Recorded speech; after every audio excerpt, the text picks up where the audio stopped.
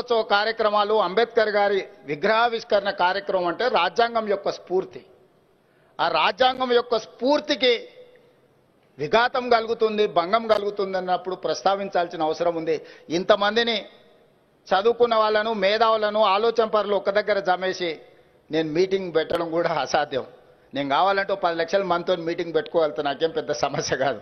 కానీ ముందరి వరుసలో నీ 10 మందిని ఆ మీటింగ్కి రప్పించడం నాకు కష్టమైన పని. అందుకే వాళ్ళందరూ ఉన్నారు కాబట్టి వాళ్ళందరి దృష్టిలో జరుగుతున్న మార్పులు, చేర్పులు, పరిణామాలను ఈ తెలంగాణ సమాజానికి వీళ్ళే ప్రతీకలు, గౌరవం. అందుకే వాళ్ళ ముందు ఈ అంశాలను ప్రస్తావించిన ప్రధానమంత్రి గారు ఇంకొక అన్యాయం కూడా తెలంగాణకు చేసిండ్రు. మేము పద్మభూషణ్, పద్మశ్రీ అవార్డుల కోసం కూడా తెలంగాణ సమాజానికి ప్రతీకలైన గద్దర్ గారి పేరు, చుక్కా రామయ్య గారి పేరు, అందశ్రీ పేరు, గోరెటి వెంకన్న పేరు, జయతీర్ తిరుమలరావు గారి పేర్లు, వీటన్నిటినీ రాష్ట్ర ప్రభుత్వం నుంచి మేము ప్రతిపాదన ఇచ్చినాం. కానీ ఏ ఒక్క పేరు కూడా కేంద్ర ప్రభుత్వం పరిగణలోకి తీసుకోలేదు. ఇది మాకు కొంచెం బాధ కలిగించింది. మిత్రుడు మందకృష్ణ మాదిగకి ఇచ్చినందుకు మనస్ఫూర్తిగా నేను అభినందిస్తున్నా. కానీ కేంద్ర ప్రభుత్వం గద్దర్ను, చుక్కా రామయ్య గారిని, జయ జయ హే తెలంగాణ అందించిన అందశ్రీని, గోరెటి వెంకన్నను, జయతీర్ తిరుమలరావు గారిని అసలు పరిగణలోకే తీసుకోకపోవడం అనేది ఇది మన తెలంగాణ సమాజానికి కొంత బాధ కలిగించే అంశము. ఇప్పటికైనా ఈ ప్రాంతం నుంచి కేంద్రంలో ప్రాతినిధ్యం వహిస్తున్న పెద్దలు ఆలోచన చేయాలి. మిత్రుడు కృష్ణమాదిగకి ఇచ్చినందుకు మనస్ఫూర్తిగా అభినందిస్తున్నాం. సమాజంలో ఉండే చాలా రుగ్మతల మీద చాలా సంవత్సరాలుగా పోరాడిండు. కానీ వారితో పాటు ఈ 4-5 పక్క రాష్ట్రంలో 5 ఇచ్చినప్పుడు కనీసం మనకు ఒకటి తక్కువ ఇచ్చిన 4 ఇచ్చినా కూడా ఈ పెద్దలందరికీ గౌరవం దక్కు ఉండేది. నేను తొందరలోనే ప్రధానమంత్రి గారికి లేఖ రాయబోతున్నా. కేంద్ర ప్రభుత్వాలు ఇట్లా మన పట్ల వివక్ష చూపించినప్పుడు మనం ఎక్కడో ఒక దగ్గర మన నిరసన తెలపాల్సిన అవసరం ఉన్నది. ఆ నిరసన ప్రజాస్వామ్యయుతంగా ఉండాలని నేను బలంగా నమ్ముతున్నా.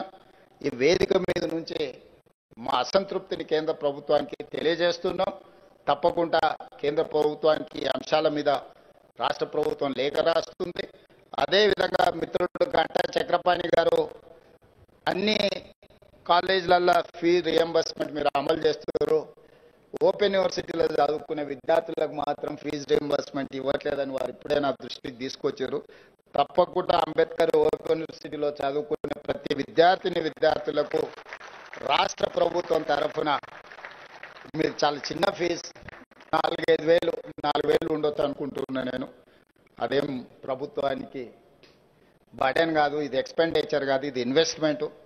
మీరు చదువుకోవడం, మీరు సమాజంలో చైతన్యవంతులు కావడం అనేది ఈ తెలంగాణ సమాజానికి ప్రయోజనం. తప్పకుండా ఆ ఫీజు రియంబర్స్మెంట్ చేసే బాధ్యత రాష్ట్ర ప్రభుత్వం తీసుకుంటే నేను చీఫ్ సెక్రటరీ గారికి వేదిక మీద నుంచి ఆదేశాలు ఇస్తున్నా. తక్షణం ఆ వివరాలన్నీ తెప్పించుకొని ప్రభుత్వం వైపు నుంచి స్పీకింగ్ ఆర్డర్ ఏమి ఇవ్వాలనో తక్షణమే చర్యలు తీసుకోవాలి. రామరెడ్డి గారి కుటుంబానికి సంబంధించిన విషయాలు కూడా వారు నా దృష్టికి తీసుకొచ్చారు.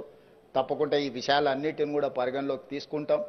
నేను ఆ తర్వాత మా యోగితారాణ గారికి నేను సూచన చేస్తున్నా, వైస్ ఛాన్సలర్ గారితో మీరు ప్రత్యేకంగా సమావేశమై ఇక్కడ వివిధ అంశాలు ఏమేమి ఉన్నాయి, ప్రభుత్వం వైపు నుంచి మనం చేయగలిగిన పరిష్కరించగలిగిన అంశాలు ఏమున్నాయో కూడా వాళ్ళ నుంచి ఒక నివేదిక తీసుకోండి.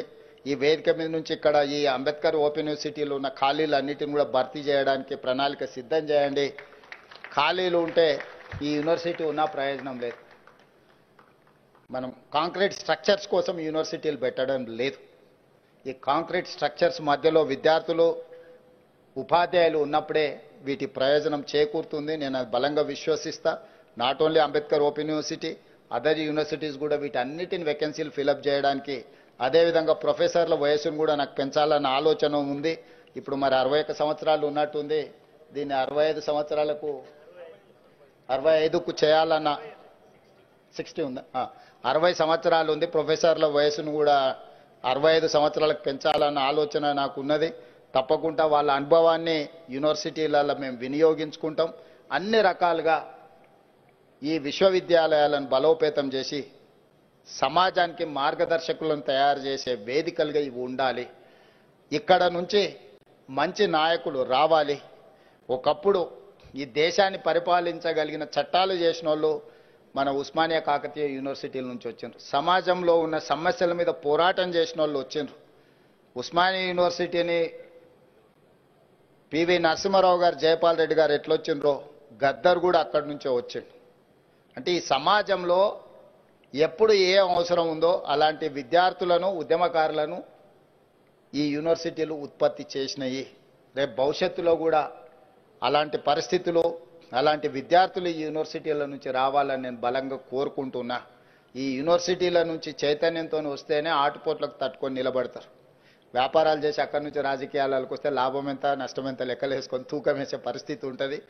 ఈ పరిస్థితి పోవాలంటే యూనివర్సిటీల నుంచి విద్యార్థి ఉద్యమకారులు, విద్యార్థి నాయకులు కూడా రావాలి అని కోరుకుంటూ మరొక్కసారి మీకు అందరికి కూడా గణతంత్ర దినోత్సవ శుభాకాంక్షలు తెలియజేస్తూ మీ అందరి దగ్గర సెలవు తీసుకుంటున్నాను.